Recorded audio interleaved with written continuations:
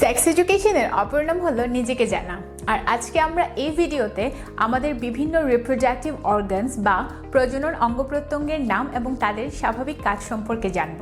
আর আমাদের আজকের topic female reproductive system অথবা মহিলা প্রজনন তন্ত্র। আর এই ফিমেল রিপ্রোডাক্টিভ সিস্টেমের অনেকগুলো গুরুত্বপূর্ণ কাজ রয়েছে।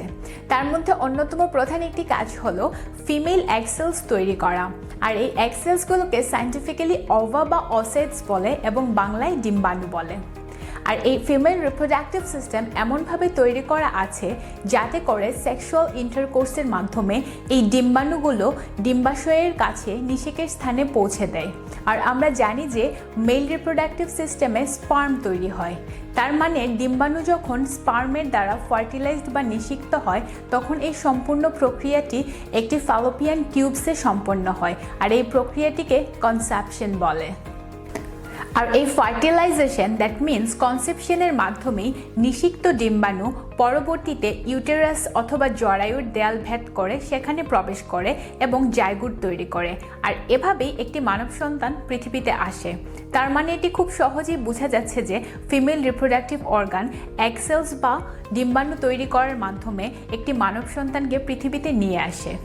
আর এই সম্পূর্ণ প্রক্রিয়ায় আমরা কিছু নতুন টার্মসের নাম শিখলাম। For example Fallopian tubes, uterus, এগুলো হচ্ছে ফিমেল রিপ্রোডাক্টিভ অর্গানস। আমরা আজকে এই ভিডিওতে এই প্রত্যেকটি অর্গানসের নাম একটা একটা করে শিখব এবং তাদের স্বাভাবিক কাজ সম্পর্কে জানব। এছাড়াও ফিমেল রিপ্রোডাক্টিভ সিস্টেমের আরও একটি গুরুত্বপূর্ণ কাজ আছে, আর সেটি হলো ফিমেল সেক্স হরমোনস তৈরি করা। অবশ্যই female sex hormones male sex হরমোনসের চেয়ে অনেক বেশি ডিফারেন্ট হয়। আর এই কারণে আমরা নারী এবং পুরুষের মধ্যে অনেক ধরনের গঠনগত এবং বৈশিষ্ট্যগত পার্থক্য দেখতে পাই। সুতরাং ফিমেল রিপ্রোডাক্টিভ সিস্টেমের প্রধান দুটি কাজ হলো নাম্বার 1 রিপ্রোডাকশন অথবা প্রজননের জন্য ডিম্বাণু বা এগ সেলস তৈরি করা, and number 2 is female sex hormones তৈরি করা। এবং এই ফিমেল সেক্স হরমোনস মহিলাদের রিপ্রোডাক্টিভ সিস্টেমকে নিয়ন্ত্রণ করে এবং প্রজনন স্বাস্থ্য সুরক্ষায় অনেক বেশি ভূমিকা রাখে। এবার আসি ফিমেল রিপ্রোডাক্টিভ সিস্টেমের অ্যানাটমিতে। আর এই অ্যানাটমিকে দুই ভাগে ভাগ করা হয়েছে। একটি হলো ইন্টারনাল ফিমেল রিপ্রোডাক্টিভ স্ট্রাকচার্স আর আরেকটি হলো এক্সটার্নাল ফিমেল রিপ্রোডাক্টিভ স্ট্রাকচার্স। প্রথমেই আসি ইন্টারনাল ফিমেল রিপ্রোডাক্টিভ স্ট্রাকচার্স নিয়ে। এবং এই স্ট্রাকচারে প্রধানত 4টি অর্গানস বা প্রজনন অঙ্গ প্রত্যঙ্গ রয়েছে। আর এগুলো হলো vagina, uterus, ovaries and fallopian tubes. আর তোমরা নিশ্চয়ই এই পিকচারটিতে খুব ভালোভাবেই দেখতে পারছো এই 4টি অর্গানস কিভাবে একটির সাথে আরেকটি ওতপ্রোতভাবে জড়িয়ে আছে। দ্যাট মিনস একটি অর্গান অন্য আরেকটি অর্গানের কাজকে প্রভাবিত করে এবং সাহায্য করে। তাহলে আমার সাথে আবার এই অর্গানসগুলোর নামগুলো রিপিট করো। নাম্বার 1 ইজ ভ্যাজাইনা, নিশ্চয়ই তোমরা এই পিকচারে দেখতে পাচ্ছ। Number 2 is uterus, number 3 is ovaries and number 4 is Fallopian tubes. এবার আসি ফিমেল রিপ্রোডাক্টিভ অর্গানসের প্রত্যেকটির কাজ সম্পর্কে। এখন আমরা প্রত্যেকটি অর্গানসের স্বাভাবিক কাজ সম্পর্কে জানব। আর তাই প্রথমেই শুরু করছি ভ্যাজাইনা দিয়ে। ভ্যাজাইনা হলো ফিমেল রিপ্রোডাক্টিভ সিস্টেমের অনেক গুরুত্বপূর্ণ একটি অংশ।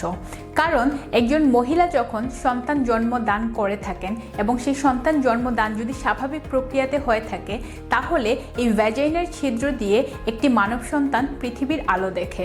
আর এই জন্যই ভ্যাজাইনাকে বার্থ ক্যানেল বলা হয়ে থাকে। আর এই ভ্যাজাইনা একজন মহিলার ইউটেরাস বা জরায়ুকে একজন মহিলার শরীরের বাইরের অঙ্গ প্রত্যঙ্গের সাথে যোগাযোগ এবং সংযোগ স্থাপনে সহায়তা করে। আর এভাবেই প্রতি মাসে আমরা যে মেনস্ট্রুয়েশনের মধ্য দিয়ে যাই সেই পিরিয়ড বা মাসিকের যে ব্লাড ফ্লোটা হয় সেটাও ইউটেরাস থেকে ভ্যাজাইনার হোলের মাধ্যমে বাইরে বের হয়ে আসে। একজন মহিলার ভ্যাজাইনার আকার এবং আকৃতি বিভিন্ন রকম হয়ে থাকে। আর এই ভ্যাজাইনার ইলাস্টিসিটি অনেক বেশি। আর এই ইলাস্টিসিটি ভ্যাজাইনাকে অন্য আরেকটি কাজে সহায়তা করে, আর সেটি হলো রিপ্রোডাকশনের অন্যতম প্রধান একটি কাজ সেক্সুয়াল ইন্টারকোর্স। এই সেক্সুয়াল ইন্টারকোর্সের সময় ভ্যাজাইনা মেল রিপ্রোডাক্টিভ সিস্টেমের পিনিসকে রিসিভ করে। আর এভাবেই মেল রিপ্রোডাক্টিভ সিস্টেম থেকে একটি স্পার্ম ফিমেল রিপ্রোডাক্টিভ সিস্টেমের ডিম্বাণুকে নিষিক্ত বা ফার্টিলাইজড করে, আর এভাবেই একটি জাইগোট তৈরি হয় এবং এই জাইগোট থেকে পরবর্তীতে একটি মানব সন্তান পৃথিবীর আলো দেখতে পায়। নাম্বার 2, এবার আসি ইউটেরাসে। ইউটেরাস হলো ফিমেল রিপ্রোডাক্টিভ সিস্টেমের একটি হরমোন প্রতিক্রিয়াশীল অঙ্গ এবং সায়েন্টিফিক্যালি একে ইউটেরাস বললেও বাংলায় একে জরায়ু বলা হয়ে থাকে। আর এই জরায়ু বা ইউটেরাসে বিভিন্ন সময়ে বিভিন্ন ধরনের ফিমেল সেক্স হরমোনসের রিলিজের মাধ্যমে এর কার্যপ্রণালী নিয়ন্ত্রিত হয়। এছাড়াও মহিলাদের প্রেগন্যান্সির সময় ফিটাস বা আনবর্ন যে বেবিটা আছে সেটা এই ইউটেরাস বা জরায়ুর মধ্যে বড় এবং বিকশিত হয় এবং এই ফিটাস থেকেই পরবর্তী সময়ে একটি পরিপূর্ণ মানব সন্তান পৃথিবীর আলো দেখে। আবার অনেক সময় দেখা যায় যে যাদের জরায়ুতে ইনফেকশন আছে তাদের অনেক ধরনের প্রজনন স্বাস্থ্য সমস্যায় পড়তে হয়, যেটি কিনা তাদের মাতৃত্বের জন্য অনেক বেশি হুমকি স্বরূপ। রিসার্চ অনুযায়ী যাদের জরায়ু অথবা ইউটেরাসের ক্ষত আছে তাদের স্বাভাবিক উপায়ে সন্তান জন্মদানের সময় সন্তান জন্মদানের ঝুঁকি প্রতি 12,000-এর মধ্যে একজন, আর শিশু মৃত্যুর হার টোটাল 6%।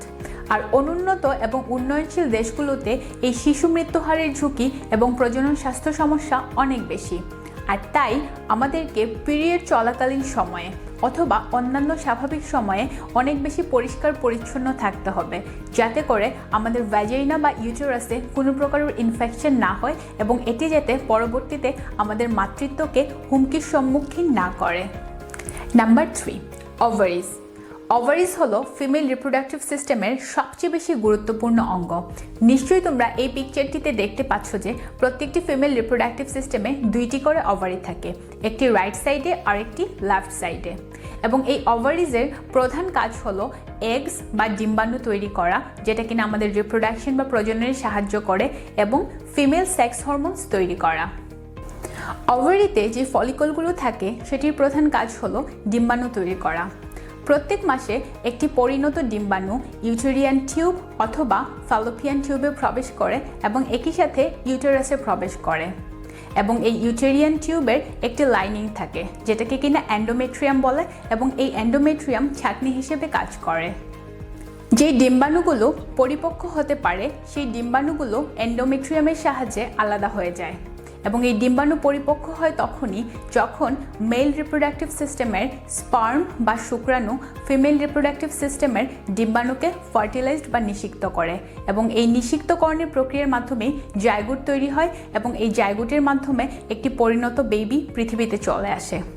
কিন্তু যেই ডিম্বাণুগুলো পরিপক্ক হতে পারে না সেটি ইউটেরিয়ানের লাইনের মাধ্যমে আমাদের শরীর থেকে বের হয়ে আসে এবং এই বের হয়ে আসাকে সায়েন্টিফিক্যালি ডিসচার্জ বলে এবং এই ডিসচার্জটাকেই আমরা মাসিক বলি বা পিরিয়ড বা মেনস্ট্রুয়েশন বলা হয়ে থাকে। এর মানে দাঁড়াচ্ছে যেসব এগস বা ডিম্বাণু মেল স্পার্ম বা শুক্রাণুর দ্বারা পরিপক্ক বা ফার্টিলাইজড হতে পারে না সেগুলোই ইউটেরিয়ান টিউবের মাধ্যমে ব্লাড ফ্লো হিসেবে বেরিয়ে আসছে এবং এটাকেই আমরা মাসিক বলছি। Number 4, Fallopian tubes. তোমরা নিশ্চয়ই এই পিকচারটিতে দেখতে পাচ্ছ যে ফ্যালোপিয়ান টিউবসগুলো কিভাবে অন্যান্য ফিমেল রিপ্রোডাক্টিভ অর্গানসের সাথে খুব ভালোভাবে কানেক্টেড আছে। যদিও আমি বলেছি ফ্যালোপিয়ান টিউবসে কি হয়, তারপর আমি এর কাজটা আবার রিপিট করছি।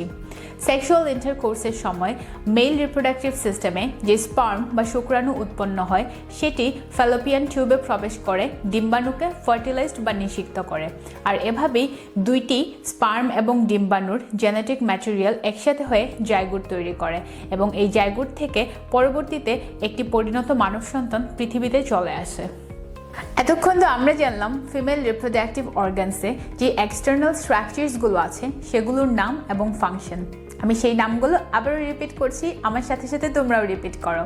সেগুলো হলো vagina, uterus, ovaries and fallopian tubes. আমরা এতক্ষণ এগুলোর নাম জেনেছি এবং এগুলোর যে সাধারণ কার্যপ্রণালী আছে সে সম্পর্কে জেনেছি। এবার আসবো ফিমেল রিপ্রোডাক্টিভ সিস্টেমসে যেই এক্সটার্নাল স্ট্রাকচারসগুলো আছে সেগুলোর কাজ এবং সাধারণ নাম নিয়ে, এবং এর 4টি ভাগ আছে। একটি হলো labia majora, labia minora, Bartholin's gland and clitoris. এবং এখন আমরা একটি একটি করে প্রত্যেকটি সাধারণ কাজ সম্পর্কে জানব।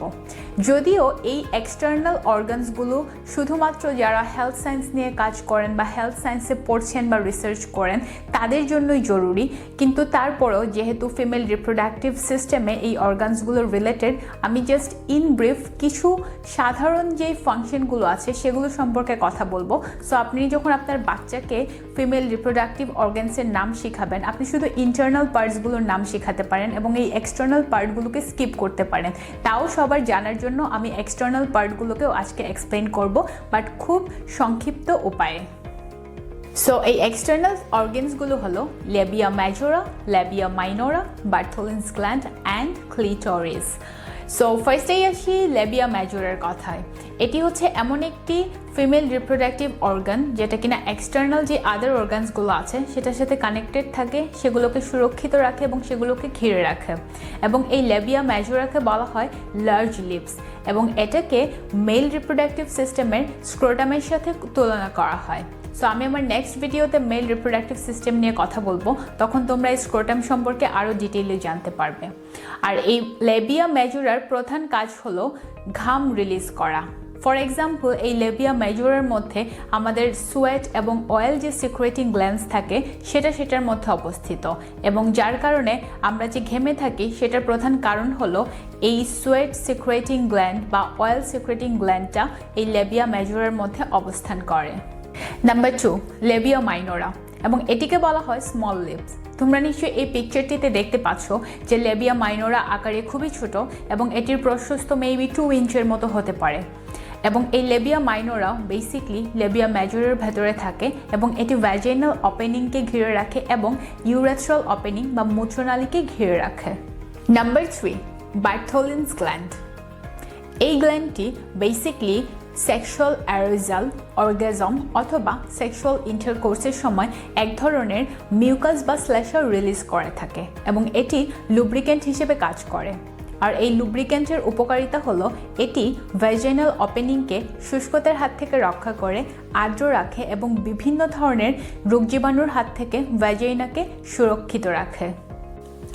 Last but not the least, clitoris. Clitoris খুব ছোট একটি অঙ্গ যেটাকে মেল রিপ্রোডাক্টিভ সিস্টেমের পেনিসের সাথে তুলনা করা হয়। আমার নেক্সট ভিডিওতে তোমরা মেল রিপ্রোডাক্টিভ সিস্টেম এবং পেনিস সম্পর্কে আরও অনেক সায়েন্টিফিক ইনফরমেশন জানতে পারবে।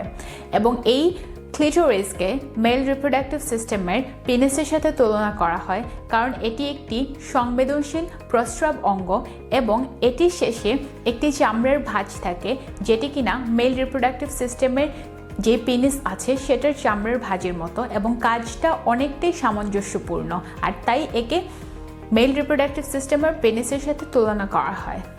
সো এতক্ষণ আমরা ফিমেল রিপ্রোডাক্টিভ সিস্টেম বা মহিলা প্রজনন তন্ত্রের যেই ইন্টারনাল এবং এক্সটার্নাল অর্গানসগুলো আছে সেগুলোর নাম এবং ফাংশন সম্পর্কে। আমরা প্রেসক্রিপশন বাংলাদেশ টিম বিশ্বাস করি ছোটবেলা থেকে যদি বাচ্চাদেরকে তাদের বয়সের উপযোগী করে তাদের বডির প্রত্যেকটা অর্গানসের নাম, স্পেশালি রিপ্রোডাক্টিভ অর্গানসের নাম এবং তাদের কাজ শেখানো হয়, তাহলে তারা নিজেদের ব্যাপারে জানতে পারবে, নিজেদের শরীরের প্রতি অনেক বেশি শ্রদ্ধাশীল হবে এবং অন্যের প্রতি শ্রদ্ধাশীল হবে। এবং তারা যখন বিভিন্ন রিপ্রোডাক্টিভ অর্গানসের নাম জানবে, তাদের বডির সিক্রেট পার্টসের নাম জানবে, কাজ জানবে এবং সেগুলো আসলেই কতটা তাদের জীবনে কার্যকরী ভূমিকা রাখছে সেটা জানবে, তখন তারা খুব ইজিলি খারাপ স্পর্শ এবং ভালো স্পর্শ সম্পর্কে ধারণা পাবে এবং অনেক ধরনের অপ্রীতিকর ঘটনা থেকে নিজেদেরকে রক্ষা করতে পারবে। সো আই হোপ এই ভিডিওটি যারা প্যারেন্টস আছেন বা ফ্যামিলির সিনিয়র মেম্বার্স আছেন তাদের জন্য অনেক হেল্পফুল হবে, বিকজ আমি এই ভিডিওতে বিভিন্ন ফিমেল রিপ্রোডাক্টিভ অর্গানসের বেসিক নেম এবং পার্টস সম্পর্কে আলোচনা করেছি। এবং আপনি এই ভিডিও দেখে আপনার পরিবারের ছোট সদস্য বা আপনার বাচ্চাকে বিভিন্ন ফিমেল রিপ্রোডাক্টিভ অর্গানসের কমন যে নামগুলো আছে সেগুলো শেখাতে পারেন এবং তাদেরকে জানাতে পারেন যে এটি তোমার বডির সিক্রেট পার্ট, সো এটা দেখার বা টাচ করার অধিকার অন্য কেউ রাখে না। সো আপনি তাদের সাথে যখন এই ধরনের একটি বন্ধুত্বপূর্ণ সম্পর্ক স্থাপন করবেন তখন তারা বিভিন্ন ধরনের অপ্রীতিকর ঘটনা যদি ঘটে বুঝতে পারবে এবং আপনাকে এসে রিপোর্ট করতে পারবে।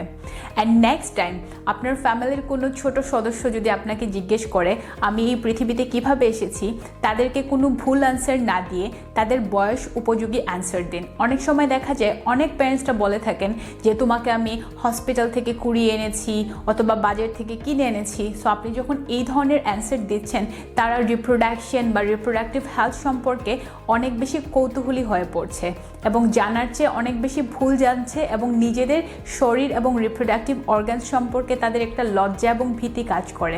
তাই আপনি যদি তাদের সাথে খোলামেলায় আলোচনায় অভ্যস্ত হন তাহলে তারা অনেক ধরনের অপ্রীতিকর ঘটনা থেকে নিজেদেরকে রক্ষা করতে পারবে এবং তারা অনেক বেশি কনফিডেন্ট হবে, লজ্জা পাবে না, নিজেরা নিজেদের প্রতি শ্রদ্ধাশীল হবে এবং অন্যকে রেসপেক্ট করতে শিখবে।